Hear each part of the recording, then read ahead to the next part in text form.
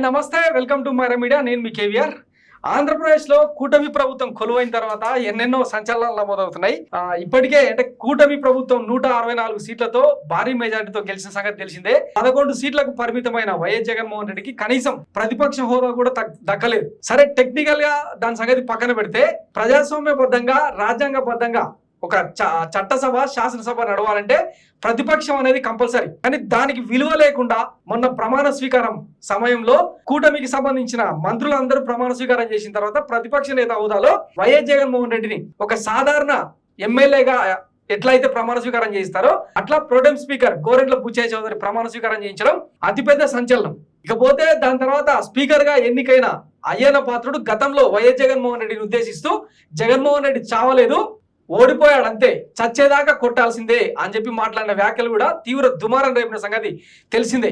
అయితే వీటన్నింటిని దృష్టిలో పెట్టుకున్న వైఎస్ జగన్మోహన్ రెడ్డి ఈరోజు అతిపెద్ద అంటే ఒక సుదీర్ఘ లేఖ రాశారనమాట. శాసనసభలో తనకు ప్రతిపక్ష హోదా ఇవ్వాలని తమ పార్టీకి అంటే ప్రజా సమస్యల గురించి డిస్కస్ చేయాలంటే ప్రతిపక్ష హోదా ఇవ్వకుండా సాధ్యం కాదన్న కోణంలో ఆయన స్పీకర్ అయ్యన్న పాత్రుడుకు లేఖ రాశారనమాట. ఒకసారి ఆ లేఖలో ఏముందో చూసే ప్రయత్నం చేద్దాం. The honourable speaker Andhra Pradesh legislative assembly Amaravati Andhra Pradesh, his excellency the governor of Andhra Pradesh constituted the 16th legislative assembly విడెడ్ GOMS number 28 dated 19/06/2024. I have been elected as a leader of the YSRCP legislature party in pursuance of the recent general elections held on May 2024. On 21/06/2024, the customary tradition of administering oath to the elected members of the legislative assembly was undertaken. The convention on the past practices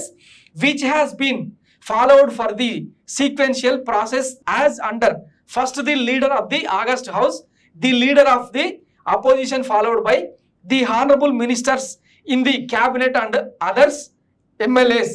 so దీన్ని ఉద్దేశించి ఏంటంటే ముందుగా శాసనసభ పక్ష నేతగా ఎన్నికైన ముఖ్యమంత్రిని ప్రమాణ స్వీకారం చేయిస్తారు, తర్వాత అపోజిషన్ లీడర్ను ప్రమాణ స్వీకారం చేయిస్తారు, ఆ తర్వాతనే మినిస్టర్స్ను అలాగే ఎమ్మెల్యేలను ప్రమాణ స్వీకారం చేయించడం ఆనవాయితీ. కానీ దీనికి తిరోధకాలు ఇచ్చి ఈ procedure followed on 21/06/2024 showed that the honorable chief minister being the leader of the August House was first administrated the oath. Thereafter the council of ministers were administrated the oath.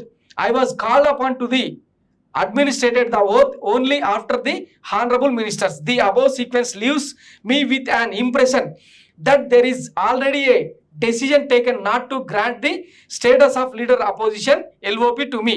So మొన్న జరిగిన అంటే 21వ తారీఖున అసెంబ్లీలో జరిగిన ప్రమాణ స్వీకార కార్యక్రమాన్ని అబ్జర్వ్ చేస్తే తనకు లీడర్ ఆఫ్ అపోజిషన్ అంటే ప్రతిపక్ష నేత హోదా ఇచ్చేందుకు ఇవ్వకూడదని నిర్ణయం తీసుకున్నందుకు మంత్రుల ప్రమాణ స్వీకారం తర్వాత తనను ప్రమాణ స్వీకారం చేయించారని చెప్పి ఇక్కడ పేర్కొన్నారనమాట. Term leader of opposition under the explanation provided under section 12B of the Andhra Pradesh payment of salaries and pension and removal of disqualification act 1953 is defined as under. ఇంకా ఇట్లా చాలా పెద్ద ఎత్తున రాసిందనమాట. ఇక్కడ ఏంటంటే TDP JSP BJP which combined was also pre-electoral alliance.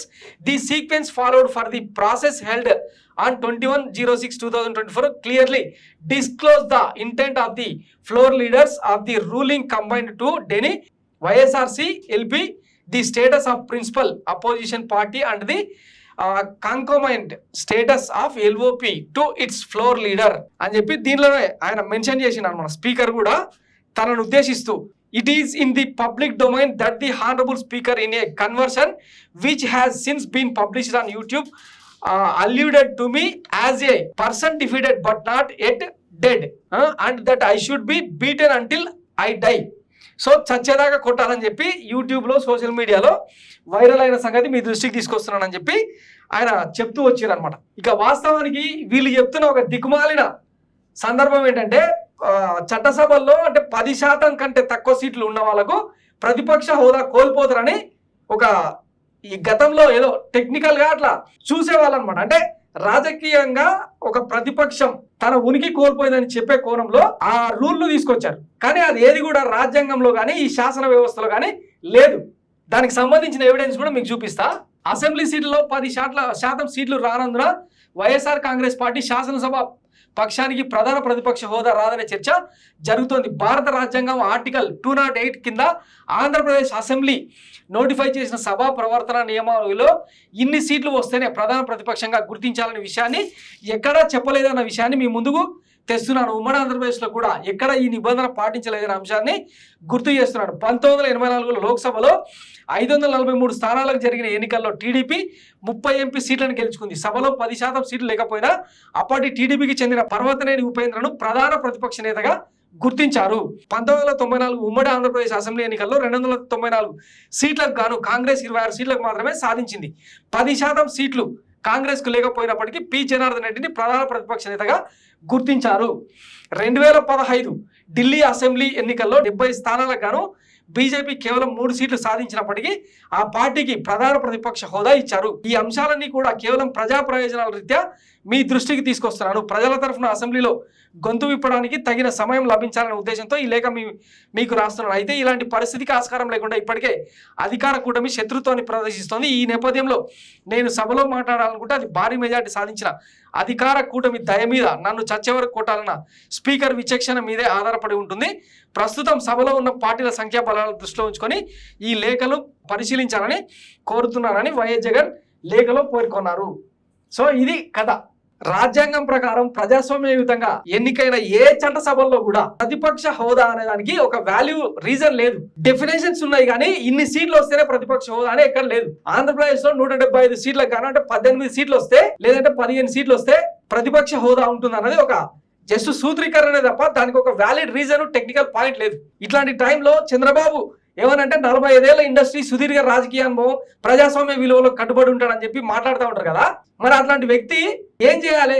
ప్రతిపక్ష హోదాగా ఇచ్చి మీరు మాతోనే కొట్లాడండి, ఫైట్ చేయండి, ప్రజా సమస్యల మీద ఇద్దరం ఉమ్మడిగా కొట్లాడదామని చెప్పి సహృదయ భావంతో చెప్పాలి. కానీ ఇట్లా కించపరచడం ఏంటి? ఇది కరెక్టా? అసెంబ్లీలో ఇప్పటికే అంటే వైఎస్ జగన్మోహన్ రెడ్డి చేసినట్టే మీరు చేయాలని లేదు కదా. గతంలో ఇదే వైఎస్ జగన్మోహన్ రెడ్డి అసెంబ్లీలో మాట్లాడిన మాటలు అందరికీ తెలిసిందే కదా. నేను కానీ తలుచుకుంటే ప్రతిపక్ష హోదా కూడా నీకు ఉండదు అని మీరు కూడా అట్లా ట్రీట్ చేసే అవకాశం ఉన్నప్పుడు ఎందుకు వదులుకోవాలి? ఈ రోజు అసెంబ్లీలో ప్రతిపక్ష హోదాలో వైఎస్ జగన్మోహన్ రెడ్డి కనుక లేకపోతే అదొక బొమ్మల కొలువు లెక్క జనాలు టీవీలు చూడడం బంద్ చేస్తారు.